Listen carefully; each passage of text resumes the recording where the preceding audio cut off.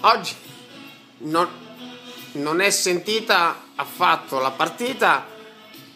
Oggi a Roma il fatturato è zero. Cioè, se alle 5 stacco che c'è la partita, alle 4 stacco sto in pre-partita, o alle 3 vado a prendere le pizze da fare la pre-partita. Non è sentita per niente da noi in ufficio. Io questa mattina ho fatto anche una polizza, quindi io ho fatto il mio fatturatino, l'ho coperto, mi è arrivato un messaggio, prezzo, sono passato, ho stipulare. Però c'è un piccolo problema, gli intrusi. Lei, Monica, di che fede è? Com'è? Lazio. Di che? Lazio. Allora, gentilmente se può fare all'americana lo scatolone, perché non è una cosa lenta. Lei fa lo scatolone e porta via le sue cose.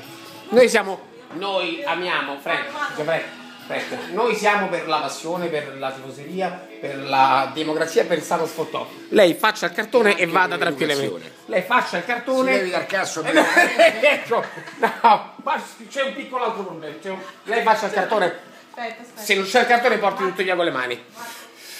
E poi c'è un collaboratore, Frank, c'è un collaboratore. Io sono per il contrasto ironico e mai volgare. Allora tu adesso, brutto merda, tu adesso, allora, senza insultare nessuno, senza insultare, perché l'insulto va meritato, cioè l'insulto è una forma di attenzione. L'insulto va meritato. Non li gratificare. L'insulto si insulta chi apprezzi.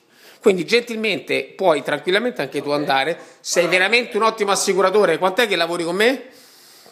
Quante polizze hai fatto? Sei proprio bravo. Bravo. Vola, produzione zero. Sei proprio bravo. Vediamo stasera. Sì, vincete facile, puoi tranquillamente andare. Io ho le serpi, Frank, io sono contornato. Lei, ecco, faccia lo scatolone gentilmente. Qui c'è molta democrazia. Che crisi. Dai Roma.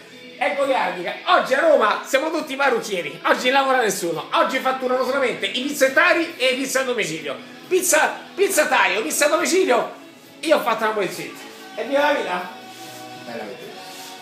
Andate ragazzi, sbattete piano la porta gentilmente e lasciate le chiavi doppioni, perché noi siamo per il confronto e la goliardica presa per il culo.